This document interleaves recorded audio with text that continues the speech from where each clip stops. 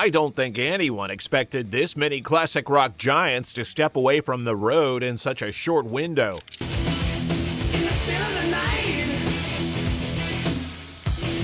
The announcements are real, the farewell runs are documented, and several of these bands have already played their last shows. Doctor, please, don't you know? Others are on their final stretch. All right, let's dive in. Number 10. A band born from bluesy grit and a frontman with a granite roar, finally stepping away from the touring machine. Whitesnake.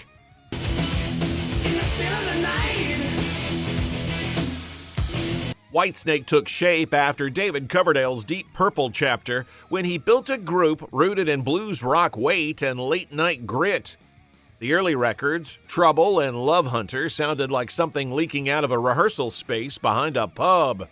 Then 1987 hit, the self-titled album, MTV in Overdrive, Still of the Night cutting through the mix, and Here I Go Again becoming a true transatlantic fixture.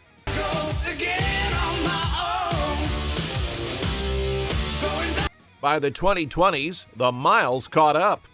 Coverdale spoke openly about vocal strain, injuries, and the grind of the road, the travel, the pacing, the recovery that never got easier. In 2022, the farewell tour was cut short by illness, leaving fans unsure if they'd ever see Whitesnake on stage again. Finally, in late 2025, Coverdale made it official. He was hanging up the mic for good. For Whitesnake, the touring chapter had finally closed.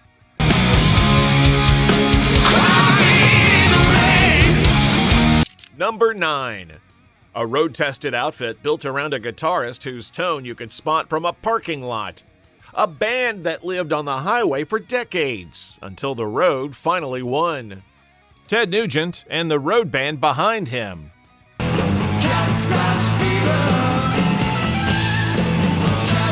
For decades, Ted Nugent and the musicians around him, Derek St. Holmes on vocal and guitar, Rob Grange on bass, Cliff Davies on drums, and the later touring lineups powered a live show built on volume, stamina, and long-haul grit.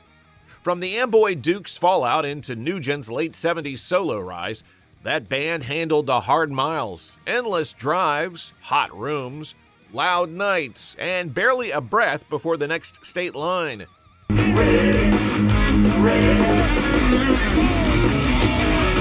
By the 2020s, the pace became impossible. In 2023, Nugent launched the Adios Mofo 23 tour, announced as his final run and the end of big touring. The road crew folded. But Nugent still plays one-offs close to home, music without the miles.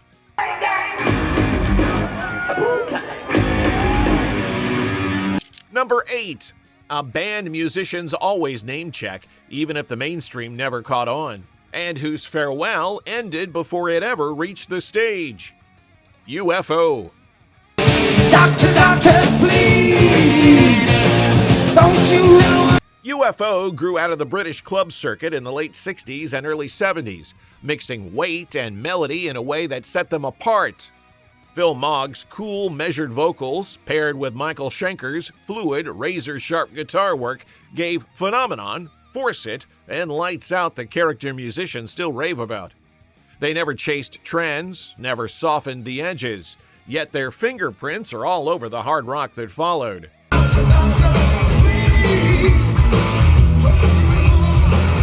When Mogg announced a farewell run in 2018, fans expected a proper send-off.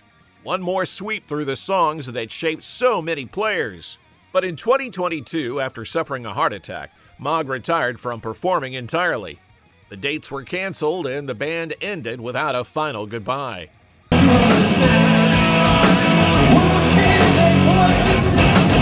Number 7.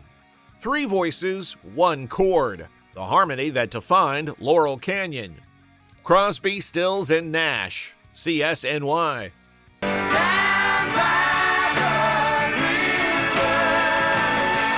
CSN took shape in 1969 when Crosby brought warmth, Stills shaped the arrangements, and Nash threaded the high parts. They tracked their first album at Wally Heider's in Hollywood, giving the West Coast scene a quieter center in a loud era. When Neil Young joined, the music tightened and fractured at the same time, and Deja Vu caught the mix of brilliance and tension. I woke up feeling up to par. Their history ran in cycles, long breaks, brief reunions, unexpected revivals. Fans always assumed there might be one more moment when their voices lined up again. Then 2023 changed everything. David Crosby's passing ended the possibility outright. Graham Nash confirmed it. CSN and CSNY are done. We are stardust. We are... Number 6. Not a band this time, but a farewell so definitive, so woven into rock history, I had to include him. Elton John. Rocket Man, burning out his fuse all hair alone. Elton spent half a century doing what most bands couldn't, turning piano-driven pop, glam sheen, and soul phrasing into stadium sound. From Madman Across the Water to Goodbye Yellow Brick Road, his catalog kept growing, and the live show became a ritual. The jackets, the glasses, the stories at the piano, backed by musicians who'd played with him for decades.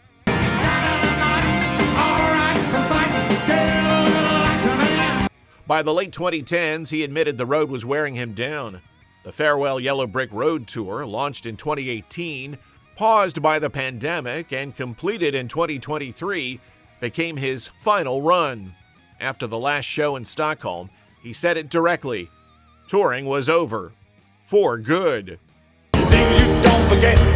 Some things just take a hold. A wonderful place. Number 5. A group that took the California sound from clubs to stadiums. Now deep into their final tour, they've said we'll close the book. Eagles. One of these lost and only dreams now. The Eagles emerged from the early 70s troubadour scene, where Glenn Frey and Don Henley shaped a California blend of country ease and rock precision. Desperado, On the Border, and One of These Nights built the framework. Hotel California blew it wide open and turned them into one of America's defining bands. Their 1980 breakup seemed permanent, but the 1994 Hell Freezes Over reunion showed how strong the pull of those songs still was. Oh, and it's a hollow feeling. After Glenn Frey's passing in 2016, the band continued with Vince Gill and Deacon Fry, delivering tightly arranged shows that felt almost orchestral in how carefully everything landed. In 2023, they announced The Long Goodbye, a farewell tour. What began as a final round of dates stretched into a full residency at Sphere, with shows scheduled into early 2026. The Eagles have said this will be their ultimate chapter as a touring band.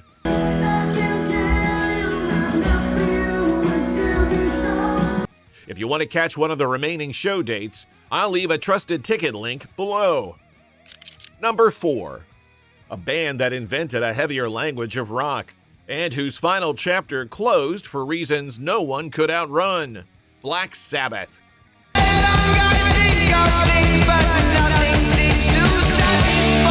Sabbath formed in Birmingham in the late 60s when Tony Iommi's monolithic riffs, Geezer Butler's brooding bass, and Bill Ward's swing gave Ozzy Osbourne the space to shape something new. A darker, slower, heavier strain of rock. Paranoid, Master of Reality, and Volume 4 each shifted the genre under fans' feet.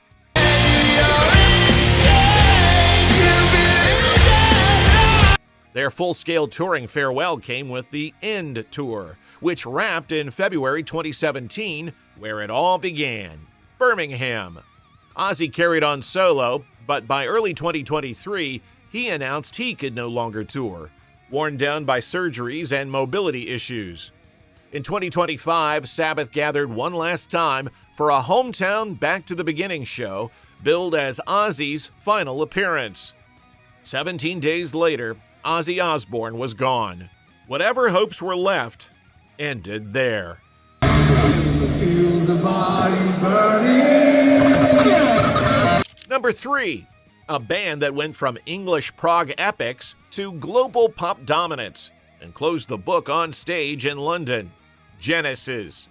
Now I can keep you, mama. Genesis began at Charterhouse and grew into long, ambitious pieces on albums like Trespass, Foxtrot, and The Lamb Lies Down on Broadway.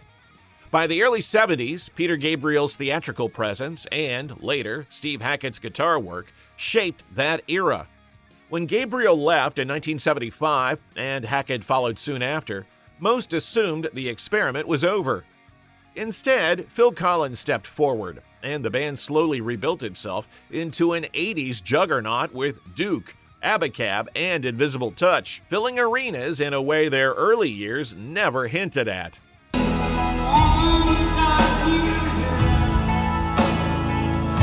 By the 2010s, Collins' health issues made touring heavier with each run. He performed seated, the band carrying more of the physical load. Their final concert came on March 26, 2022, at the O2 Arena in London, a quiet full stop after decades of reinvention. Since then, they've said it plainly, there's nothing to rejoin. Genesis is over.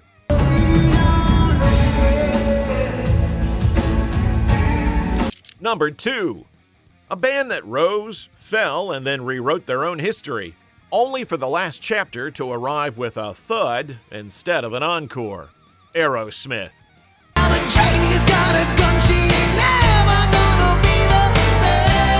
Aerosmith crawled out of Boston's bar circuit in the early 70s, built on blues muscle and a twin guitar snarl that cut through anything on FM radio.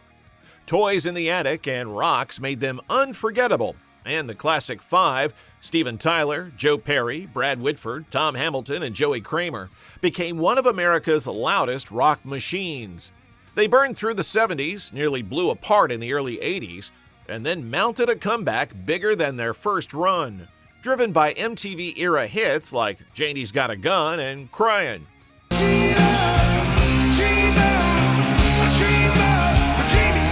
By the 2020s, the band was fraying at the edges. Kramer had stepped away, Hamilton battled health issues, and Tyler's voice, after 50 years at the edge, finally gave out.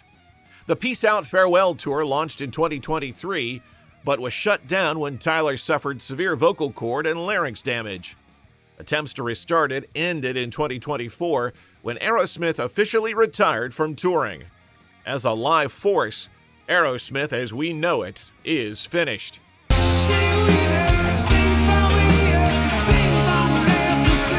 Number 1. A band built on precision, friendship, and sheer stamina, and whose ending felt as heavy as the music they made. Rush.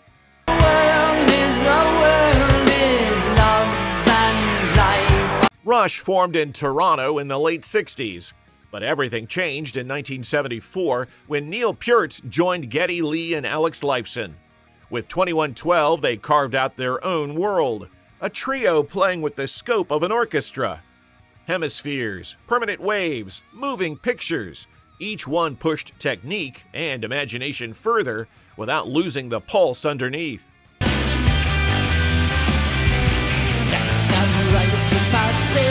The first break in the circle came in 2015 when Peart quietly stepped away from touring after decades of physical punishment behind the kit. Fans held out hope for a studio moment, some small epilogue. Then in 2020, Peart passed away after a private battle with brain cancer. For a long time, his loss didn't just close the door, it brought the whole room to silence. Anything that comes now is a tribute to what that trio already finished.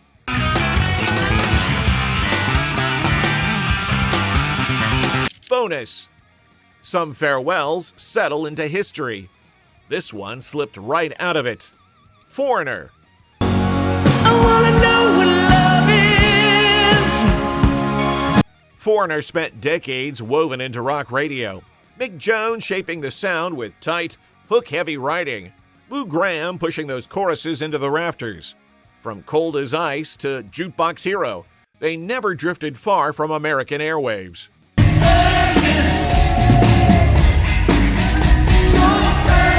So when they rolled out a historic farewell tour, announced in 2022 and running through 2023 and 2024, then extended into 2025, fans treated it as the final lap. A well-earned closing run. But by 2025, the story bent in a different direction. Kelly Hansen kept the engine running, more dates appeared, and suddenly, Foreigner wasn't closing the book at all. They were opening another chapter, with shows stretching into 2026.